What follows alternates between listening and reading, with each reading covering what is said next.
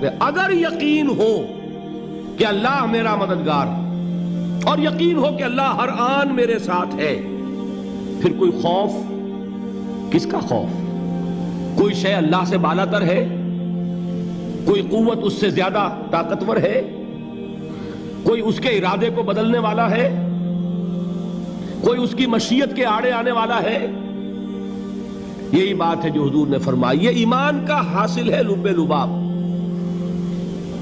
کہ دیکھو اچھی طرح اس بات کو ذہن نشین کر لو، اگر تمام انسان مل کر تمہیں کوئی نقصان پہنچانا چاہے نہیں پہنچا سکتے، مگر جو کچھ اللہ نے لکھ دیا ہو، اور تمام انسان مل کر تمہیں کوئی نفع پہنچانا چاہے نہیں پہنچا سکتے، مگر وہ شے جو اللہ نے طے کر دی۔ آپ پھر میں کہوں گا ذرا طاری کیجئے، اسے فرض کیجئے، اسے سوچئے، اگر اس حدیث پر ہمارا دل ٹھکا ہوا ہو تو کسی سے ڈر ہوگا؟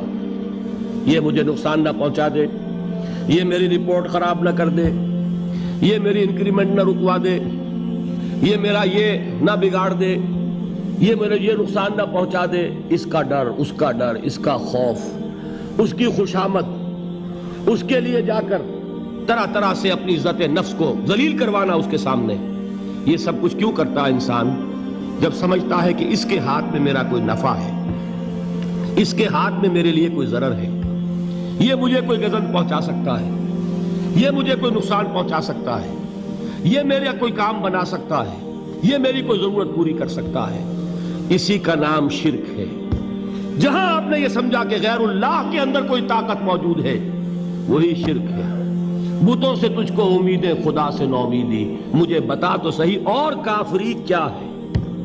شرک تو یہ ہے، جس پر بھی تمہیں یہ خیال ہے، کلمہ ہے یہ کلمہ سوم، لا حول ولا قوت الا باللہ، ذرا اس پر دل کو کبھی اگر آپ تصور کریں، پھر فرض کریں، دل ٹھک جائے اس پر، کوئی طاقت نہیں۔ یہی بات تھی جو شیخ عبد القادر جیلانی رحمۃ اللہ علیہ نے اپنی وصیت میں اپنے بچے سے کہی۔ 11ویں دینے والے ہیں، لیکن حضرت شیخ عبد القادر جیلانی کی وصیت اور تعلیمات کو کتنے لوگ ہیں تو جانتے ہو؟ یہ جن مقامات تک پہنچے ہیں وہ کس چیز کی بدولت پہنچے ہیں؟ انہوں نے جو پیغام دیا وہ کیا تھا؟ اے میرے بچے، جس طریقے سے قرآن مجید میں حضرت لقمان کی نصیحتیں جو ہے نقل کر دی گئی ہیں، میں یہ عرض کروں گا بالفرض اگر قرآن حضرت عبد القادر جیلانی کے بعد نازل ہوا ہوتا تو شیخ عبد القادر کی یہ نصیحتیں بھی قرآن میں درج ہوتی۔ اتنی اونچی نصیحتیں ہیں۔ اے میرے بچے، اس حقیقت کو ذہن نشین کر لے، لا فاعل فی الحقیقت ولا مؤثر الا اللہ، اس کائنات میں نہ کوئی فاعل حقیقی ہے نہ مؤثر حقیقی ہے سوائے اللہ کے۔ کسی شے میں کوئی تاثیر نہیں اگر اللہ نہ چاہے، آگ جلا نہیں سکتی اگر اللہ نہ چاہے، پانی ڈبو نہیں سکتا اگر اللہ نہ چاہے، زہر ہلاک نہیں کر سکتا اگر اللہ نہ چاہے، کوئی چیز فائدہ نہیں پہنچا سکتی اگر اللہ نہ چاہے۔ تو در در پہ کیوں سر جھکاتے ہو؟ در در پر کیوں جبیں سائی کرتے ہو؟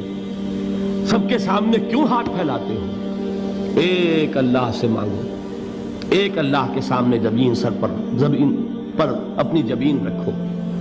لا فاعل فی الحقیقت ولا مؤثر الا اللہ۔ نظر آتا ہے ہمیں کہ پانی پیاس بجھا دیتا ہے، پیاس بجھانے کی صلاحیت پانی میں نہیں ہے، اللہ کے اذن سے۔ کھانا بھوک مٹا دیتا ہے، بھوک مٹانے کی صلاحیت کھانے میں نہیں ہے، اذن رب میں ہے۔ دیکھیے یہی یقین تھا حضرت موسیٰ علیہ السلام کا واقعہ یاد کیجئے۔ سامنے سمندر آ گیا ہے، قوم دیکھتی ہے پیچھے کہ گرد و غبار کا طوفان ہے، معلوم ہوا کہ فرعون اپنے لشکر سمیت آ گیا ہے۔ لشکر جب چلتا تھا تیز رفتاری کے ساتھ تو گرد و غبار کا جو طوفان اٹھتا تھا اس کا تصور کیجئے، اور لمحہ بلمحہ وہ قریب آ رہا ہے۔ پوری قوم نے کیا کہا؟ اے موسیٰ انا لمدرکون، اے موسیٰ ہم کو پکڑے گئے۔ قرآن مجید نے تو یہاں وہ باتیں نہیں لکھی ہیں، لیکن تورات میں یہ درج ہے کہ بنی اسرائیل جھگڑنے لگے، دست و گریبان ہو گئے موسیٰ کے ساتھ۔ موسیٰ ہمیں یہاں مروایا لا کر، اس سے تو ہم ہی بہتر تھے، وہاں کھانے کو ملتا تھا، زندگی تو تھی، بیگار ہم کر رہے تھے، موت تو نہیں تھی۔ اب جو کچھ ہوگا اس کا تصور کرو، جس طریقے سے ہمارے ٹکڑے اڑائے جائیں گے۔ تو لڑ رہے ہیں حضرت موسیٰ علیہ السلام سے، یہ تورات کی تفصیل ہے۔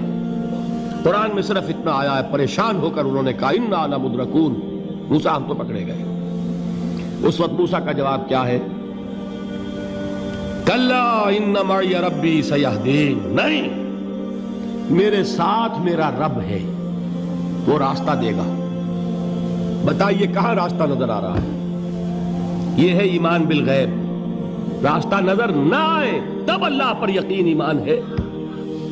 جیب میں پیسے ہوں اور تب دل کو اطمینان ہے تو ایمان کس پر ہوا؟ پیسے پر، اللہ پر نہیں۔ جب وسائل و ذرائع نہ ہوں اور پھر یقین ہو کہ اللہ مسبب الاسباب ہے، وہ اسباب کا پابند نہیں ہے، وہ اسباب کا محتاج نہیں ہے، اسباب اس کے محتاج ہیں۔ اگر یہ یقین ہے تو اللہ پر ایمان ہے، یہ نہیں ہے تو تمہارا ایمان اسباب پر ہے، وسائل پر ہے، ذرائع پر ہے، مادیات پر ہے، اللہ پر نہیں۔ اس وقت کہاں راستہ تھا؟ کوئی راستہ تھا؟ سمندر ہے اور ادھر سے لشکر آ گیا ہے۔ کلا ان معی ربی سیہدین۔